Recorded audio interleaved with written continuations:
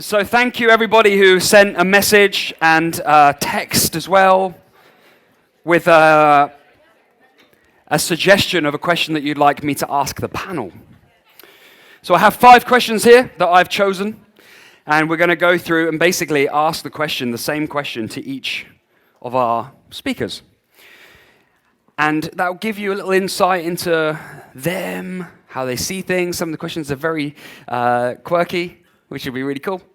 And just to give it another layer of depth to you guys, to your perception of the fact that, for me, it's about everyone's equal. Everyone's on a journey. We are all a work in progress. Don't let the headset, the blazer, the stage fool you. Human beings are human beings. We do the same things, right? We operate differently based on what we learn, how we approach life, and the way that we think. You're learning that now. You're on the way towards starting to put some of these pieces together and know what you want and are going to do moving forwards. We've got a kick-ass panel today. So ladies and gents, we're going to raise the roof. Show your appreciation for our speaker panel this afternoon. Hit it, Ev. We have Vanessa French, James Harrison, Robyn Lee, and Tim Cooper. Coming up, guys!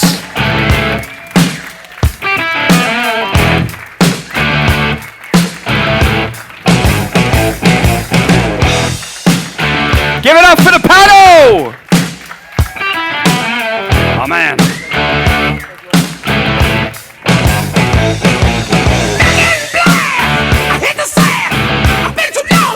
All right, team, get comfy.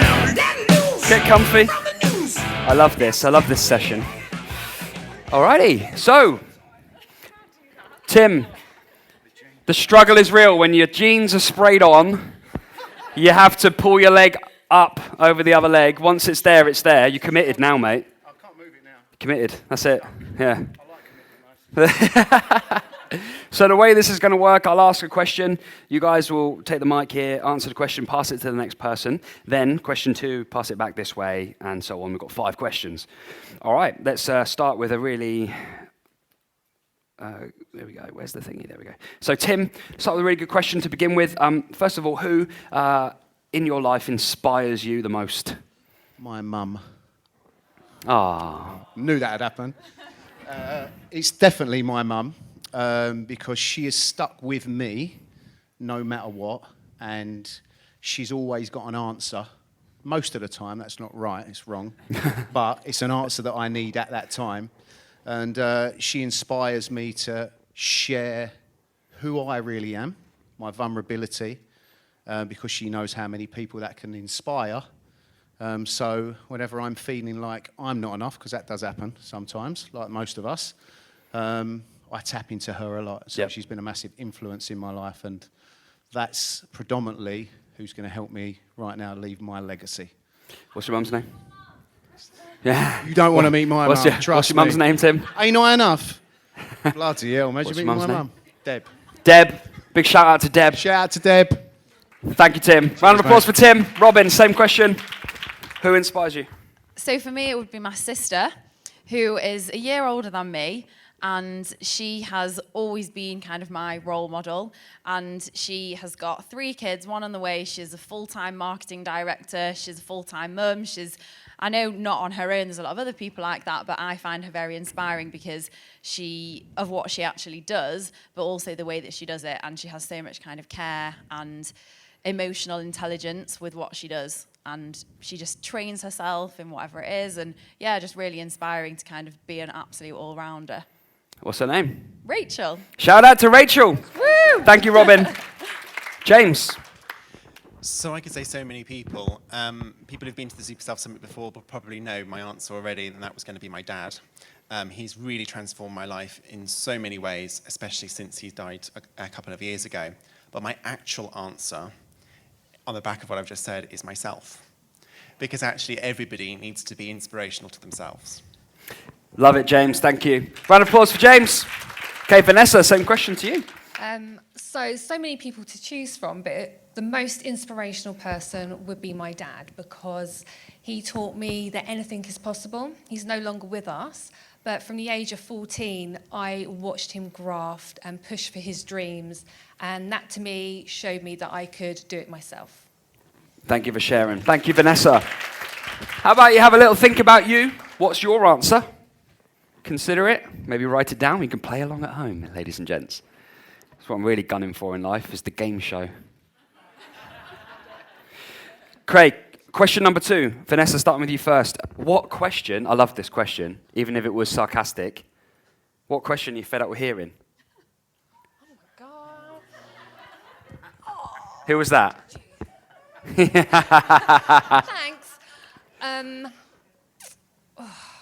God, I can't think of It it. is quite on the spot, isn't it?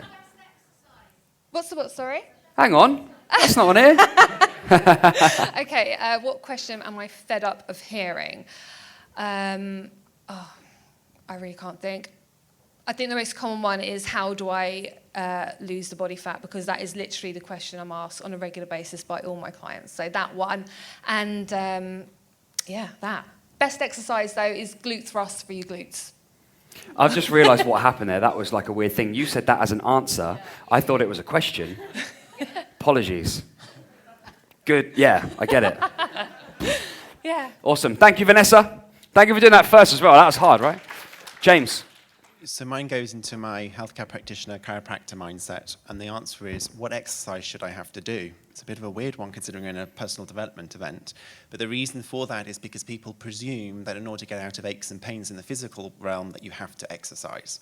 And actually, sometimes it's about mindset, sometimes it's about spirituality or getting a lifestyle choice. It's not always about exercise. You can sometimes do less to do more, as well as more to do more. Yeah, nice. Thank you, James. Robyn. I have 2. Firstly, present me with a... What? What was that? No, you're on a rant. Oh, no. Okay. I've got 2. Get ready. So, yeah, firstly is present me with the food and say, is this healthy? Because I'll go back to what I said at the very start of my talk, that, well, for what? So, is this healthy? Maybe yes, maybe no. Everybody's different. That would be my first one. And my second one would be, how do you stay motivated? And I say, like everyone's kind of alluded to today, that motivation kind of comes and goes like a wave, and it's momentum that you can actually keep going. So no one stays motivated. That's just not a thing. You actually keep momentum and keep habits and motivation. If you get it, then great. If you don't, then crack on anyway. Thank you, Robyn. And Tim. I'd say mine is, do you mind if I think about it? Oh, nice. How many times have you heard Explain. that? Listen, do you mind if I just think about it? Well, How long do you take want the to stage, fucking mate. think about it for, mate? I've just presented you with everything. Is that not enough? No, I just need to think about it first. Just need to add some certainty before I give you an answer. I get that. Need to ask Frustrates permission. me. I'm like, take action. Yeah, That's it. That's definitely mine. love it, mate. Thank you. Tim, everyone. Okay, question number 3. I've taken a question and changed it slightly to make it a little bit more widespread. Temptations. Have a think about it now. This is what I should have done a minute ago. The question's going to be, what is it that you are tempted by that isn't quite on the path? Right. Sorry, right. mate. Now, You sure you want to? Yeah, Yeah. so- You want to go there? right, but it's important because we need to have a responsibility as speakers, as people who actively promote a message, and as human beings to be transparent and to share, which is exactly why we're here. And so everyone has things that tempt them. It doesn't matter what religion you are, what belief you have, there's always a story about temptation somewhere in there because it challenges us morally. So that's the question. Could be wherever you want to take it.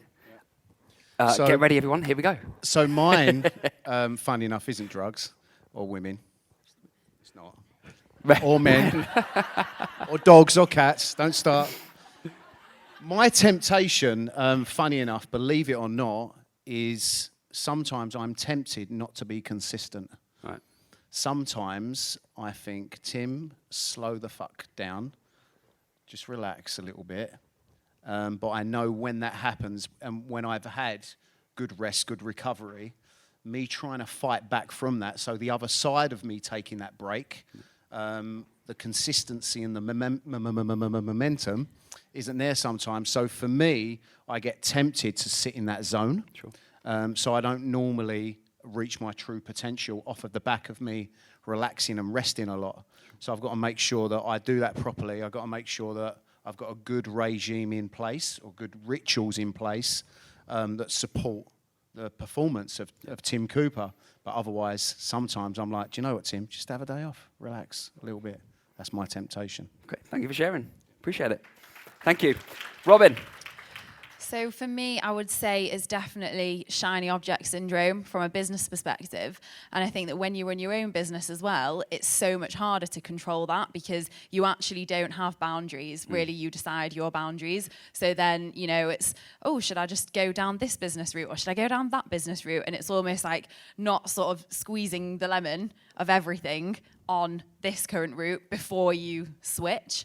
So the temptation would just be general excitement and fear of missing out on shiny objects. Sure. Thank you. Appreciate it. Same So I question, think James. Robyn's just unwittingly answered my what problem. That's really quite fantastic. So it's the real thing for me is that I actually really like being stressed. And I really like doing things that create stress, huge stress, good stress in my life. The problem is when it converts to bad stress.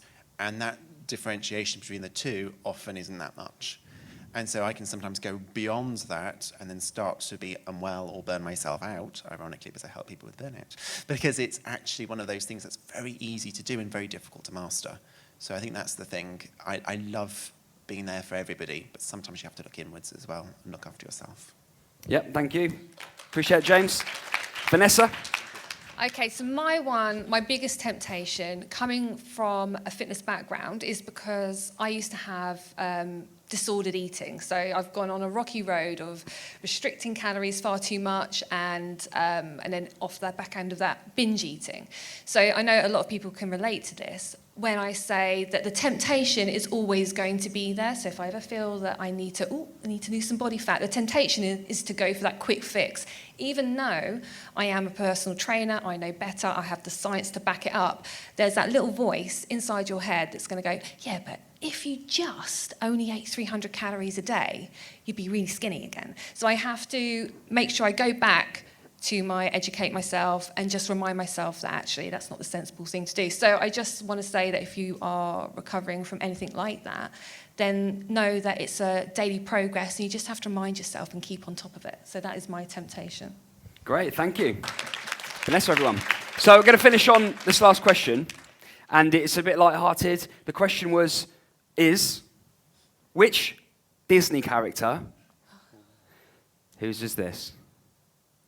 Go on, put your hand up. Which Disney character are you most like? Oh, does it have to be Now, Disney? it doesn't have to be. It can be a TV. It can be any character. It's definitely She-Ra. 100%. That's mine. That's She-Ra, it. yeah. There you go, Vanessa, everyone. James. I actually don't know the answer to this. I'm going to tell you what came into my head the first thing. So this is my ego talking here. I'm going to go into that place. The first thing that was in my head was Jafar from Aladdin. And then it went straight to the genie in Aladdin because I like to grant people's wishes, right?